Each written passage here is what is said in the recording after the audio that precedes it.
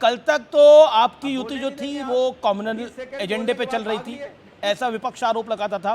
लेकिन सज्जाद नोमानी के बयान के बाद, रेवंत रेड्डी के बयान के बाद, क्या आपको लगता नहीं है कि तुष्टीकरण अपने तरीके से करा जा रहा है? और जिस नोमानी को शिवसेना उबाटा पहचान नहीं रहे, उनके कैंडिडेट जो अनुशक्ति नगर से चुनाव लड़ रहे हैं वो वहां पर वोट के लिए गए हैं और कह रहे हैं हमें नोमानी ने सपोर्ट कर दिया है। अमीश जी, यही तो साइको फैंसी है कि पूरे लोगों को मालूम है और उसके बावजूद अगर भाई आनंद दुबे उसको पहचानने से इनकार करते तो अब इस पे तो कहना बड़ा मेरा कुछ भी कहना ठीक नहीं है। लेकिन आपने जो एक प्रश्न रखा है कि यहाँ पे कौन सेफ है और कौन अनसेफ है, तो मैं कहना चाहता हूं यहाँ पे अनसेफ हो गया है लोकतंत्र, हमारा डेमोक्रेसी। कारण यह कि जो बयान आए थे, आदरणीय नरेंद्र मोदी जी ने कहा था हम सब सेफ हैं, एक हैं तो सेफ हैं। इसके पहले इस बयान के ऊपर हमारे महाविकास अघाड़ी के लोगों ने इसको पहले एक रंग देने की कोशिश की थी, इसको एक जाति, एक धर्म विशेष से जोड़ने की कोशिश की, लेकिन जनता ने उसको अस्वीकार कर दिया। अब उसके बाद उन्होंने एक नया रुख लिया, एक तिजोरी लेकर आ गए और उसके अंदर से सारी जानकारियां निकाल के बताने की कोशिश कर रहे हैं कि ये एक इसमें यह है और सेफ ये है। मैं आपसे कहना चाहता हूं कि ये मुद्दा ही नहीं है। मुद्दा है महाराष्ट्र में महाविकास अघाड़ी जिस प्रकार से पिछड़ती जा रही है चुनाव प्रचार में, जिस तरह से महाविकास अघाड़ी के प्रत्याशी जो उनसे रिवेल कैंडिडेट जो खड़े हुए थे पूरी ताकत के साथ महाविकास अघाड़ी के अधिकृत उम्मीदवारों के खिलाफ काम कर रहे हैं, और दूसरी तरफ हमारे महायुति के जो कुछ उम्मीदवार ऐसे थे जो नाराज होकर खड़े हुए थे, उन सब लोगों ने अपने आप को चुनाव प्रचार से पीछे कर लिया है। वो खुल के हमारे युति के जो प्रत्याशी उनको खुल के उनका साथ दे रहे हैं। इन सारी बातों ने महाराष्ट्र के वातावरण में एक संदेश दिया है आम आदमी को कि महाराष्ट्र में महायुति की सरकार बन रही है। और आप ये जितने विवाद देख रहे हैं, जितनी आज बातें देख रहे हैं, जितना आदरणीय राहुल गांधी जी ने जो एक प्रेस कॉन्फ्रेंस करके लोगों को समझाने की कोशिश की है, पूरा की पूरा महाराष्ट्र उन्होंने सिर्फ धारावी में लाके रख दिया है। अरे महाराष्ट्र बहुत बड़ा है, 288 सीटें हैं इसमें, सिर्फ आप उसको धारावी से जोड़कर अगर लोगों को संदेश देना चाहते हैं तो लोग समझते हैं, महाराष्ट्र का हर व्यक्ति जानता है इस बात को कि विकास का तात्पर्य क्या और विकास के पीछे कौन सी पार्टी है जो बेहतर तरीके से विकास कर सकती है। महायुति की सरकार, आदरणीय एकनाथ शिंदे, आदरणीय देवेंद्र फडणवीस और आदरणीय अजीत दादा पवार ने जिस प्रकार से पूरे महाराष्ट्र के विकास का एक पूरा ब्लूप्रिंट महाराष्ट्र की जनता के सामने रखा है, उसको लोग स्वीकार कर रहे हैं। तो मैं सोचता हूं कि इन सारे नारों से कुश्ती होना पूरी लेकिन उस तिजोरी में बंद है, उस तिजोरी में बंद हो जाएगी। रेवंत रेड्डी के बयान को, बृजमोहन श्रीवास्तव, आप रेवंत रेड्डी के बयान को कैसे लेते हैं जो कहते हैं महाराष्ट्र में मुस्लिम आरक्षण पर हम काम करेंगे, और सज्जाद नोमानी के बयान को आप कैसे लेते हैं? Make you point, 30 seconds. देखिए, हम लोग इस बात को बहुत स्पष्ट रूप से मानते हैं कि इस देश में रहने वाले जो भी लोग हैं, चाहे वो किसी भी धर्म या समाज के हों, उनको आर्थिक आधार पर और उनके सामाजिक उत्थान के लिए अगर कोई भी आरक्षण दिया जाता है, कोई भी मदद की जाती है, धर्म के आधार पर कांग्रेस पार्टी ने हमेशा अपने बात को कहा है। हम इस मामले में हमारा बहुत स्पष्ट सोच है कि देश के उस हर नागरिक को उसका नहीं, वो तो बात आपकी जायज है, देश के हर नागरिक जिसको आवश्यकता है उसे आरक्षण मिलना चाहिए, लेकिन क्या धर्म के आधार पर आरक्षण होना चाहिए? अगर आर्थिक, मैं सोचता हूं शायद धर्म के आधार पर यह बहुत लंबा विषय है अमीश जी, आज अभी इस मुद्दे पे मैं बात करना शायद ठीक नहीं होगा, लेकिन मैं फिर भी एक बात कहना वोटिंग के बाद बात करेंगे।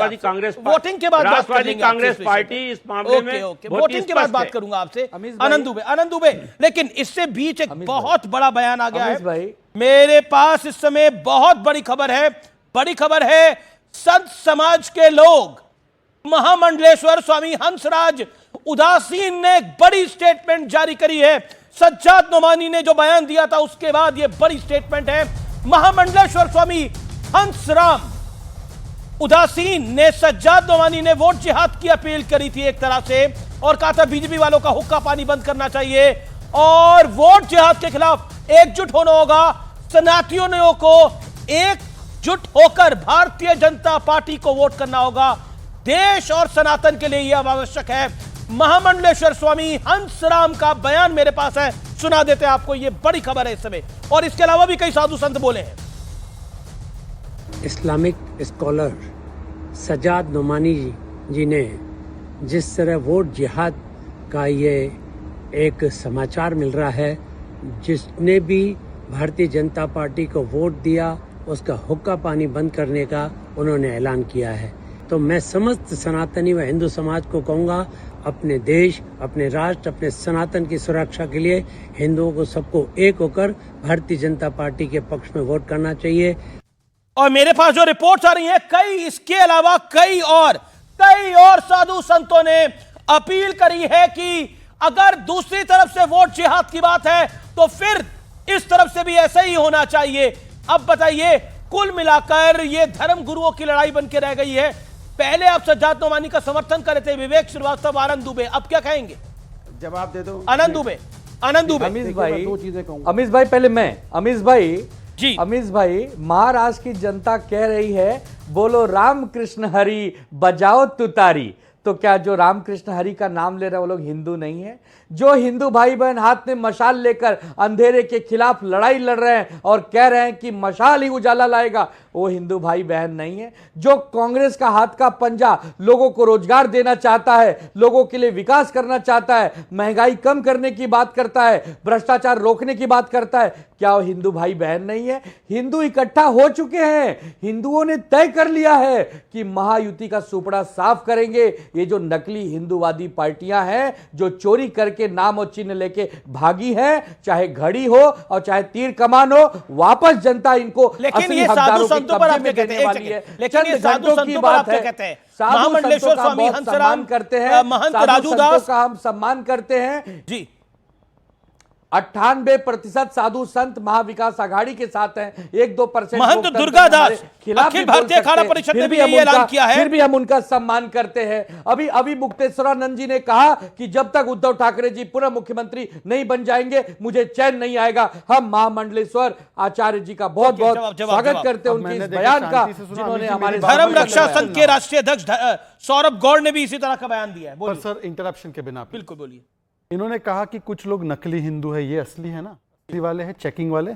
मठाधीश माफिया है समाजवादी पार्टी, मठाधीश बांटेंगे काटेंगे समाजवादी पार्टी, हिंदू हिंसक राहुल गांधी, राम मंदिर नाच गाना प्राण प्रतिष्ठा राहुल गांधी, राम मंदिर बेकार Samajwadi party, Ramcharitmanas potassium cyanide RJD, Sanatan समाप्त डीएमके, सनातन बीमारी खड़गे जी के बेटे, द्वारका में नाटक, कृष्णा अर्जुन को जिहाद सिखा रहे शिवराज पाटिल। क्या स्टैंड था ये असली हिंदू पार्टी का? चलिए दूसरी बात पूछ लेता हूं। इन्होंने कहा कि हम लोग तो ये जो बयान आया है इसके ऊपर आप, हाँ मैं इस पे भी आ रहा हूँ, 10 सेकंड प्लीज।